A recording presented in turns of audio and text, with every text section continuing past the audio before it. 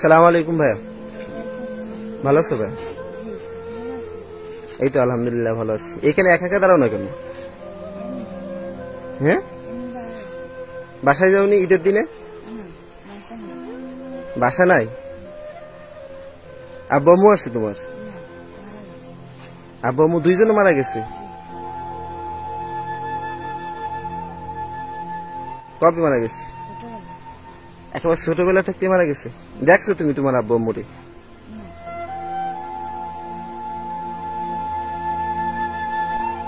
তো তুমি নানা নানি আছে তোমার? নানা নানিও মারা গেছে? দাদা দাদি? মানে তোমার আপন বলতে কেউ নেই। থাকো কোথায় তুমি? কাকারা ভালো দেখে তোমার? সেরকম দেখে না।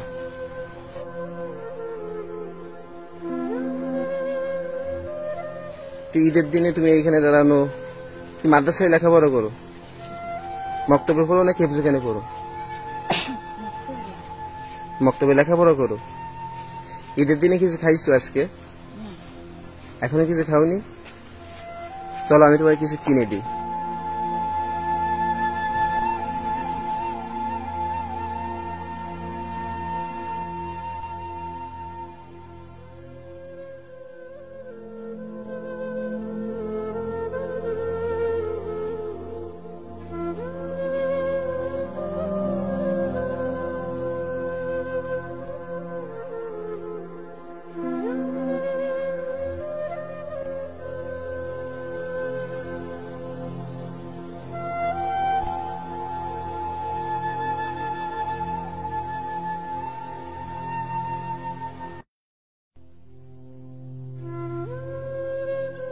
কত হয়েছে?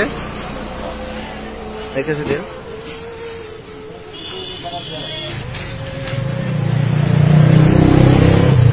তুমি খুশি তো ভাই?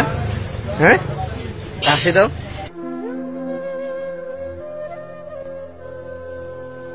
তোমার জামা কয়টা? ভালো কয়টা?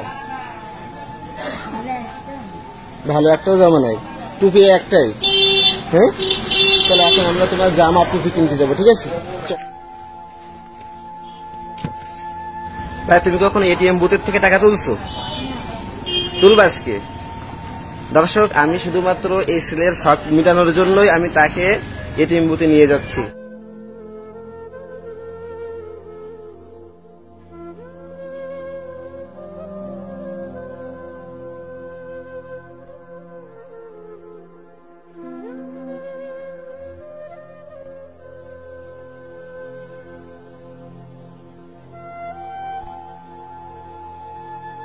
তুমি খুশি হয়েছো এটাতে? হ্যাঁ,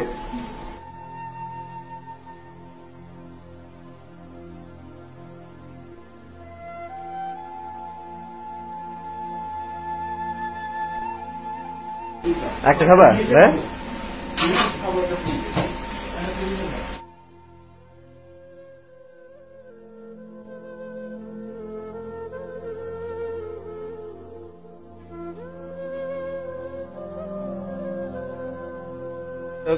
দেখেন ভাইয়া তার একটা আতর গিফট দিচ্ছে। দর্শক, আমি তাকে পাঞ্জাবি কিনে দিতে পারি নাই, কেননা পাঞ্জাবি তার গায়ে কোনো পাঞ্জাবি ছিল না।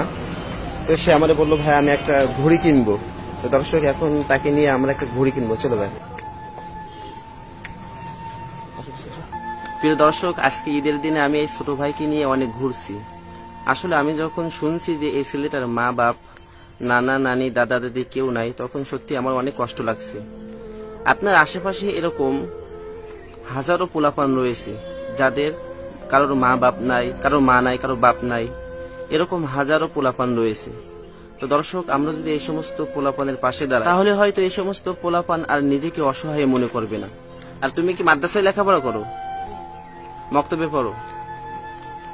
দর্শক, আপনারা যদি কেউ এই ছেলেটার খরচ নিতে চান যে আমি তার হিফজ শেষ পর্যন্ত খরচ নেব, তাহলে আপনারা নিতে পারেন। কাল কিয়ামতের দিন আল্লাহ তাআলা যখন আপনাকে বলবে যে এ বান্দা তুমি আমার জন্য কি করছো, তখন কিছু বলতে পারি বা না পারি, এতটুকুন তো আমরা বলতে পারবো যে হে আল্লাহ, আমি একটা ছেলেকে হিফজ শেষ করা পর্যন্ত তাকে খরচ দিয়েছি, এতটুকু কথা তো আমরা বলতে পারবো।